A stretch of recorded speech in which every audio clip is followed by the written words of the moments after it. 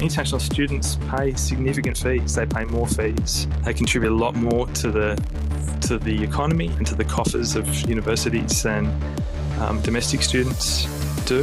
And my view is that they should have the same rights to welfare support as domestic students. The government has been consistently prepared to take the money of international students, but not to reciprocate that support wherever it's needed. Staffing. It's all anybody in hospitality is talking about. No one's answering ads. Owners are working crazy hours. Employees are stretched. And from a diner point of view, I can see the difference. Opening hours are reduced. Employees are often harried or obviously inexperienced. So I'm being kind. Menus are shorter.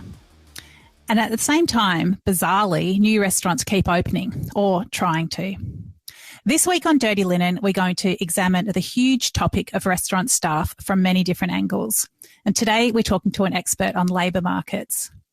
F Wright is Associate Professor at the University of Sydney Business School. His research focuses on employment relations, that is, the regulation and management of work, as well as labour migration. Chris, welcome. Thanks, Dani. Give us an overview of the situation as you see it. So I guess the hospitality industry for a long time has been beset by some big challenges in recruiting and retaining staff. We see that in a lot of media discussion around this issue. We see that that migrant workers have become a really important part of the solution for hospitality businesses in addressing their workforce needs.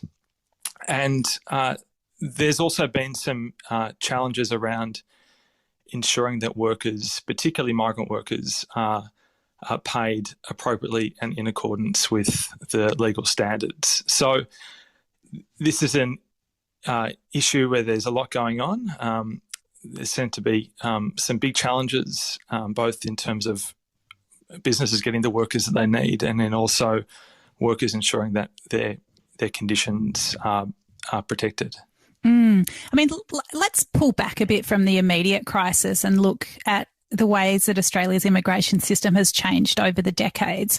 And I guess, you know, it's Australia's always relied on immigration, but it's never been perfect. And, you know, I suppose you could point to a couple of major instances of discrimination, let's say Pacific Islanders being forced to work in the Queensland cane fields from the 1860s. There's the infamous White Australia policy, which limited Asian migration from Federation until after World War II. But I guess, you know, despite all the things that haven't been great about it, for a lot of migrants that came to Australia, they did seem to be properly welcomed. It did seem more of an inclusive system with clear pathways to permanent residency upon arrival. I mean, when do you think this started to change? It started to change in the mid to late 1990s. So, you know, I think particularly that period from around the early 1970s until the mid 1990s, that was a period where, you know, looking at a lot of the research about, you know, what constitutes a good migration program, particularly from the point of view of nation building, the Australian migration system between the 70s and the 90s was pretty much as good as you could hope for, in the sense that, yeah, that was the period after the White Australia policy was finished.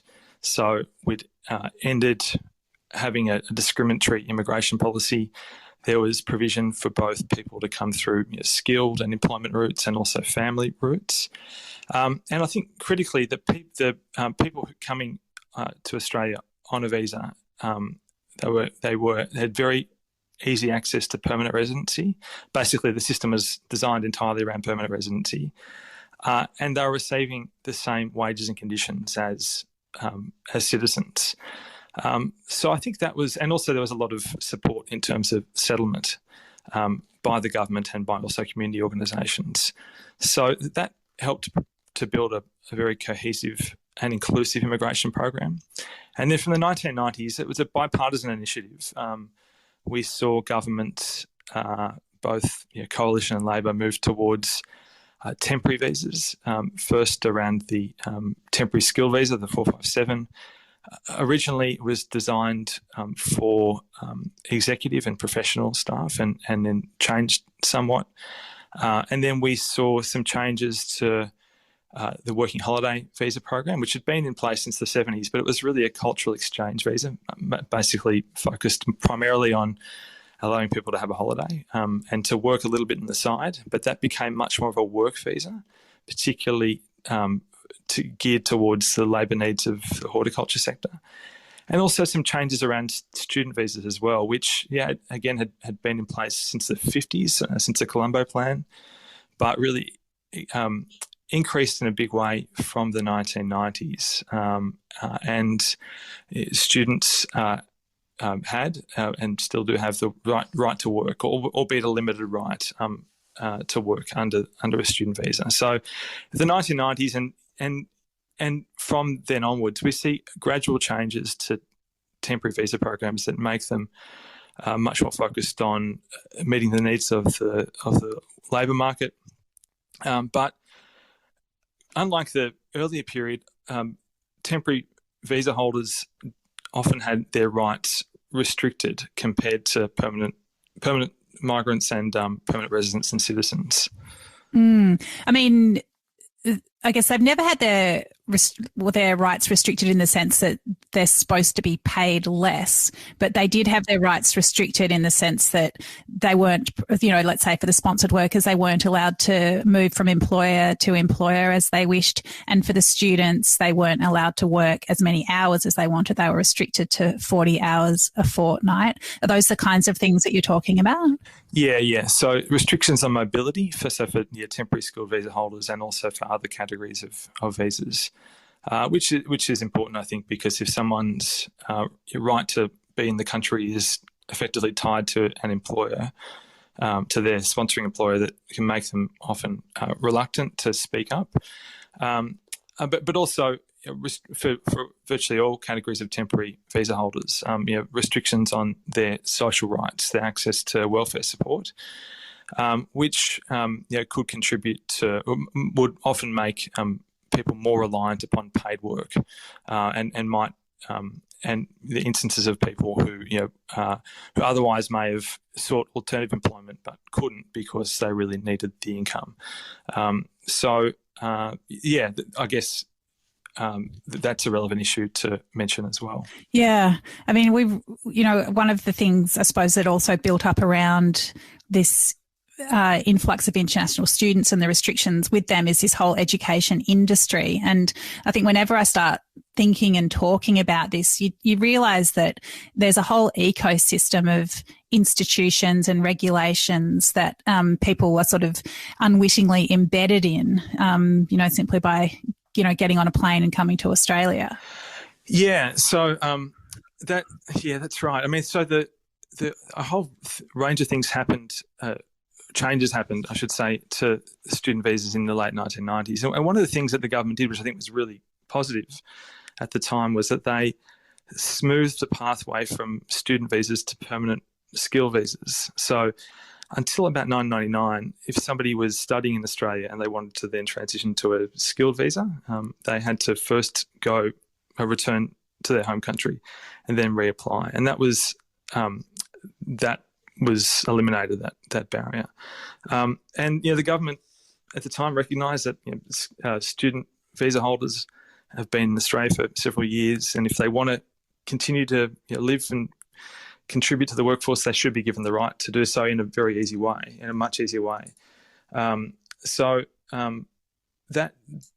an important change, but some of those, it's become harder from what I understand. It's become harder for students to get access to permanent residency after they complete their studies. Yeah. So, I mean, as I understand it, once students graduate, they can go into a graduate visa for 2 years and they can work with unlimited hours in their field of study or qualification. So there are a lot of people in hospitality on those visas. But yeah, then I think the pathway from graduate to permanent residency can be pretty tricky, rocky, long and expensive. So yeah, I guess there is a pathway, but it's not a clear pathway. And I suppose a lot of people would say philosophically, why should there be a pathway? You know, people have chosen to come here to study. You know, they've studied and then off they go. Well, they might go to another country who's going to capitalise, to put it very crudely, on their investment in their education and skills. So, I mean, I think it's a bit of a waste from Australia's perspective if somebody's been accepted here to study and then that person wants to continue contributing as a member of the workforce, or as a member of society, or as a member of the Australian population, and then it's made hard for them. I think that's doesn't really make any sense from a range of perspectives. So, I mean, I think I'm a strong advocate of a big Australia, of one of perhaps the defining feature of post-invasion Australia is that we're a nation of immigrants, and that we're a workforce of immigrants, and that we should be doing everything we can to make the most of that. So, I think those paths. I mean, I generally think that the permanent residency program is the best system because it's the most inclusive system. Many of those inequalities around social rights and barriers to mobility in the workforce don't exist. But temporary visas have a role, but where they do have a role, I think that there should be a clear pathway to permanent residency for people who want it. Well, I mean, like personally, I've celebrated a number of people getting onto that pathway, or even getting permanent residency over the past 18 months when they've been in such a perilous situation. So I think, I guess, on a macro level, there are lots of other conversations we could have about, what a supportable population, and about the environmental considerations that need to be brought to bear on that whole conversation. But let's not make the conversation too enormous right now. But so, Chris, the reason that I reached out to you particularly now is because of the rule change around international students and their work rights in relation to the number of hours that they're allowed to work. So until recently, students who were working in hospitality, international students, were only allowed to work 40 hours a fortnight. That restriction has now been lifted. So on the face of it, at the urging of industry groups that have pointed out that there's a massive shortfall in staffing, and that this would go some way to easing that. Now, your article in the Sydney Morning Herald and The Age, I'll just read a little quote from it. You said this: "It effectively offers international students up as sacrificial lambs to these employers renowned for exploitation." And then again, you said, and then a bit later on, you said, "Business claims of labour shortage are met by government unquestionably increasing the supply of vulnerable temporary migrant labour." Now, I thought this was so interesting, and I get that perspective. But for me, it's like when I saw that rule change, I was like, yay, students can piss off those exploitative cash jobs that they've been forced into, because actually you can't live on 20 hours a week, and they can go to businesses that are paying them award wages and work as much as they need to put food on the table and pay their rent. Yeah, I hope you're right. And I think, one thing that we touch upon in the article but probably should have acknowledged further is that 40 hours a fortnight rule was a potential or an actual source of vulnerability. It was an issue in the 7-Eleven case from a few years ago, where, and in other cases of where international students who had exceeded their 40-hour limit, that had been held over them by their employers and used as a kind of essentially a threat to prevent them from reporting their employers. So in that sense, the lifting the 40-hour limit is a good thing. I guess so let me now sort of talk about the reasons why we wrote the article and came to the arguments that we did, ultimately saying that we didn't think it was a good decision. A key one for us, so I mean, as you mentioned, I do a lot of research around employment relations in addition to work on migrant workers. And one of the key problems in terms of the labour market over the past few years has been the rise in the number of cases of people being underpaid. And unfortunately, the hospitality industry has been the site of some of this underpayment. So my co-author in that piece, Stephen Clibborn, did a survey a few years ago where he found that around 60% of international students living in Sydney were being paid below the minimum wage, and that figure was 80% in restaurants.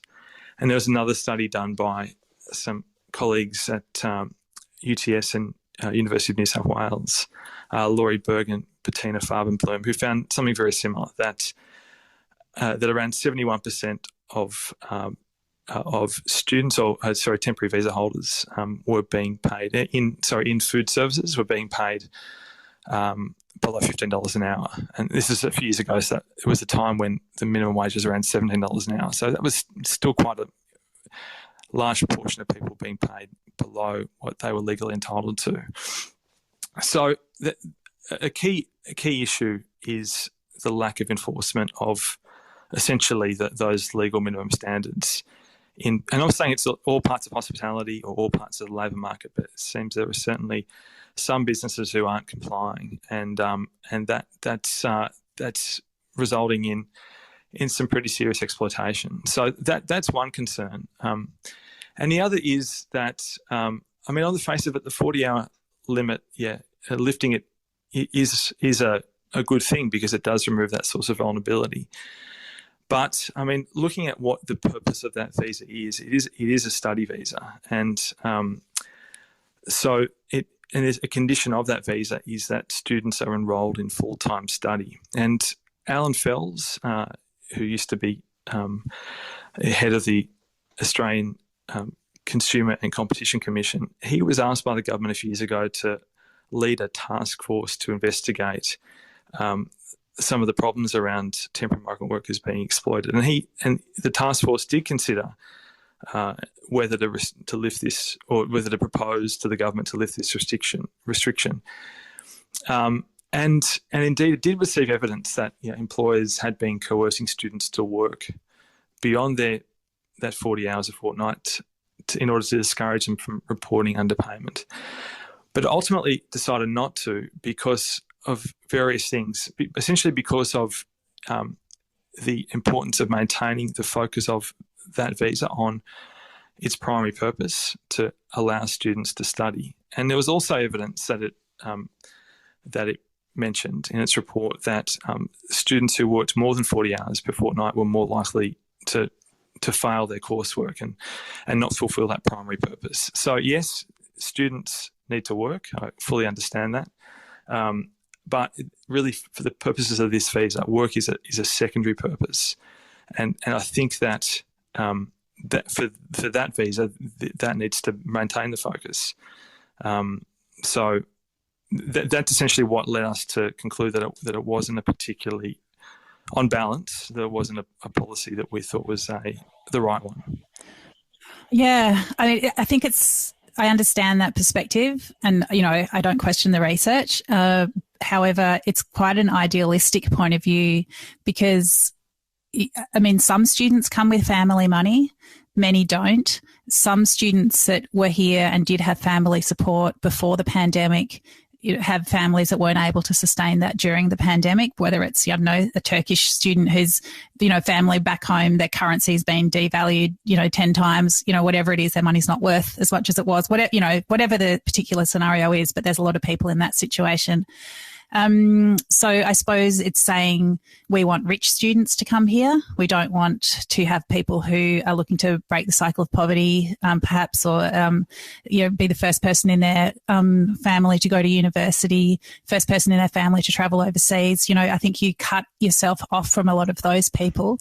And the people that do come here needing to support themselves, the fact is that actually, it would be a pretty rare person in Australia that could support themselves on 20 hours work a week. There would only be a few people who could, let's say, get an hourly rate that would be enough to sustain them on just 20 hours. So the fact is that they go into the black economy where they are more likely to be exploited.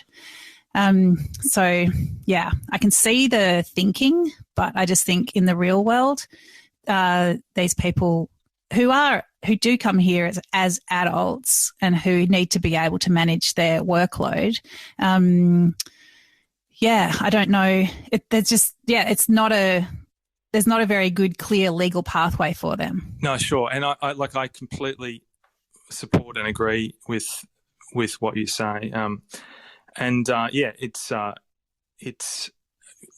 International students need to be able to support themselves, and work needs to be part of that. But I think that I would suggest some different solutions to that end. I think the first thing is that there's got to be better enforcement of minimum standards, so that if somebody works their 20 hours a week, they're going to get paid as they're entitled to, which those surveys I mentioned before indicate is not happening for most students working.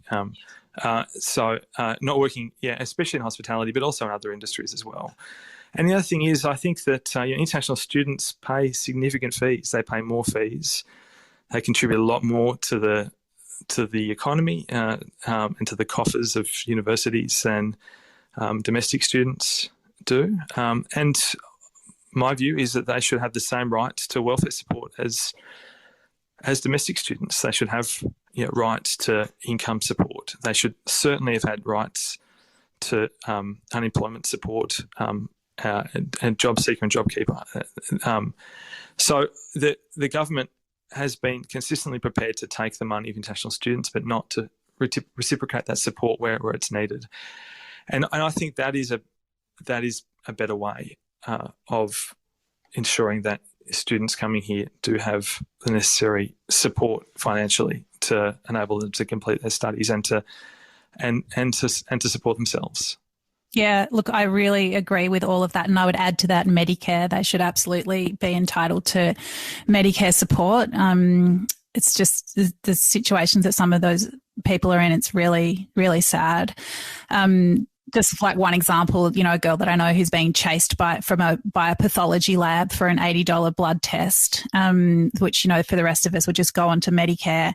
And you just think that just that simple thing, that $80 that is chasing her, and it brings so much stress to a vulnerable person. So that's just one tiny little example. But, Chris, sorry to say, and I'm sure I'm not bringing you this bad news, that in the recent budget, migrants were given a 4-year waiting period to access any income support post-permanent residency. So I don't think the government is ideologically lining up next to you here. Yeah, I've been saying increasingly loudly over the past few years that there needs to be some major changes to ensure greater equality between people who come here from abroad and people who are here as citizens. Generally those arguments have been made with respect to temporary visas. But now we're starting to see these inequalities creep in terms of permanent residency, and it is so short-sighted. I mean, it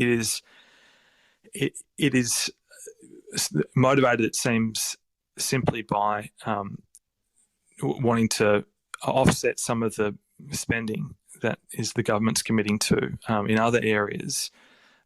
But it means that that people who are coming here, who are making the decision to build a life here as a permanent resident, are not going to have access to the same support, and not just in terms of welfare, but also things like having subsidised childcare. I mean, childcare is incredibly expensive in Australia, and it's expensive even for people who have it subsidised by the government. But it's I have friends and colleagues who are on temporary skill visas and other temporary visas, and that makes such a difference. That subsidy, and not having that makes a lot more difficult for them. In some states, the state governments withdraw the subsidies for people, temporary visa holders, and now perhaps even permanent residency visa holders who send their kids to public schools. So they have to provide additional payments. And it is creating inequalities that I think are, firstly, they're unfair, but secondly, they send a signal to people that, we're not prepared to reciprocate the trust and the commitment that you're making to the country. And I think that that really undermines ethos of Australia as a nation of immigrants. So they're really regrettable decisions, and hope that the government reconsiders them. Although I'm not optimistic about that.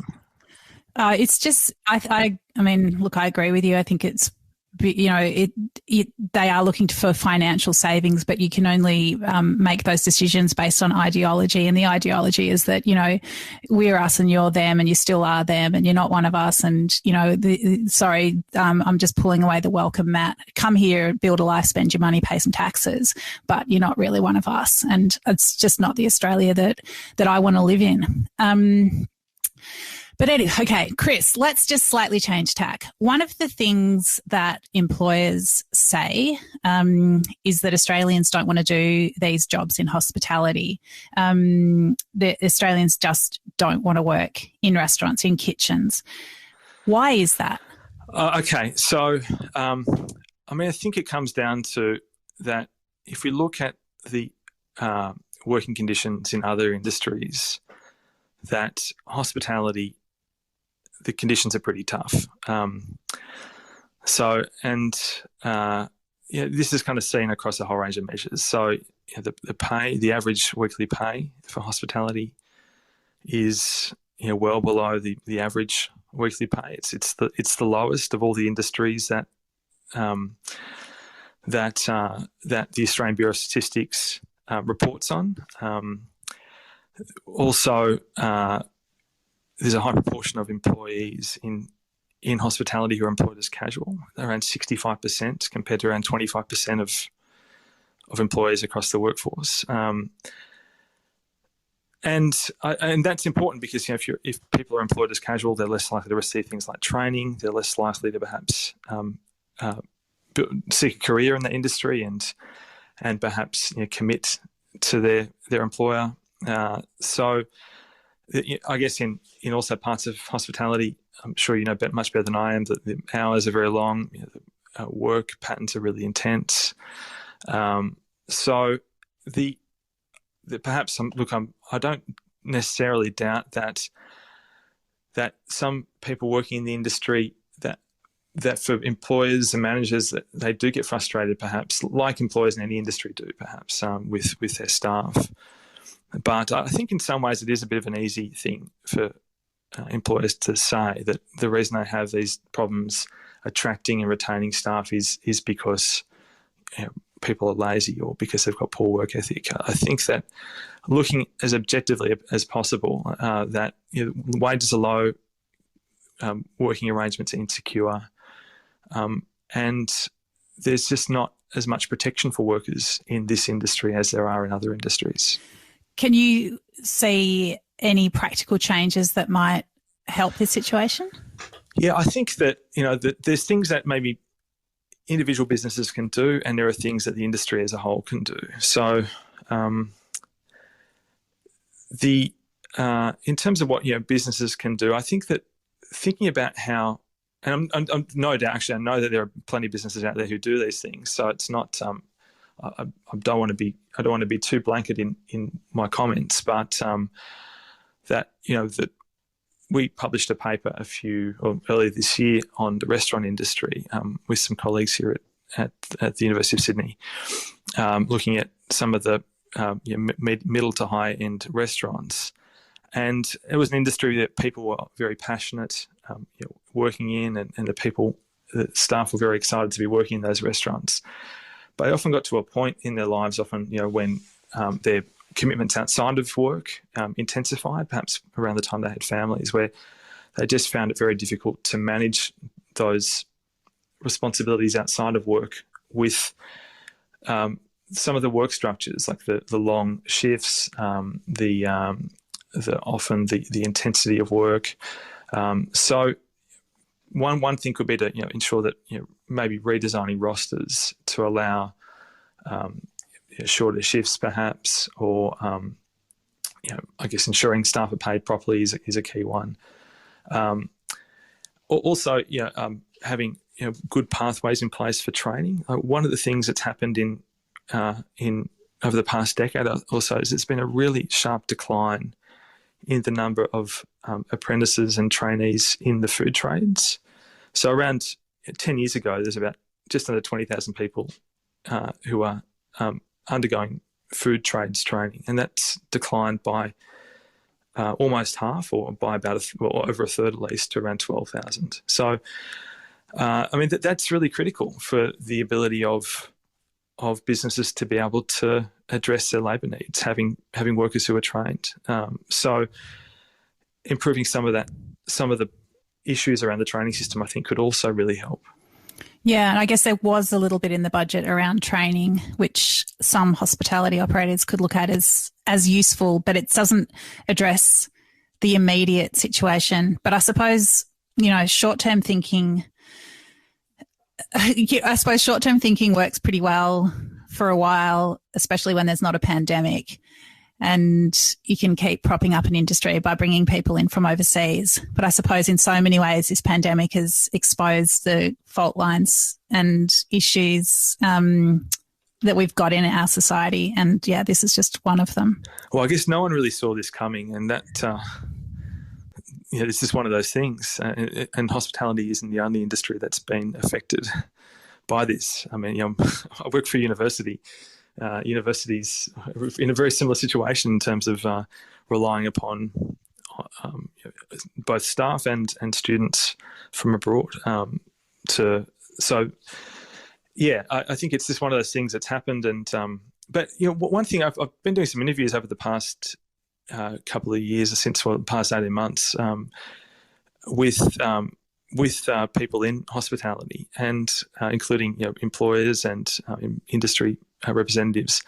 And one of the things that was reported to me was that, again, I'm sure this is not something, I'm not telling you anything new here, Dani, but that in around 2017, 2018, when the government at the time overhauled the old 457 visa and replaced it with a new visa, and under those changes, it became very difficult, almost impossible for cooks coming to Australia to transition from a temporary visa to a permanent visa.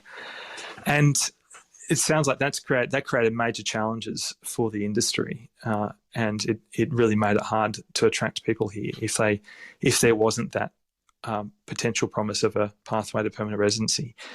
And so I had heard some things about practices that businesses were putting in place to try to attract more people into the industry and to keep them through more training, through more flexible working arrangements in terms of hours that weren't so long and demanding, perhaps. I mean, the pay issue. Of course, pay is not everything, and enthusiasm for the work is a big issue that attracts certainly me and pretty much everyone I know to their particular lines of work. But it has been striking that hospitality, that if we look at, there's a conversation that's been happening in Australia around the low rate of wages growth in recent years. And just this morning I was looking at some of the trends in recent years, and the low wage growth has been especially low in hospitality. And I think that's something that, pay isn't the only solution to getting more people into the industry and keeping them, but I think it is part of the solution. So one of the things that can drive pay up is by having a collectively bargained enterprise agreement with staff. And that's something that I think could be used more widely in hospitality.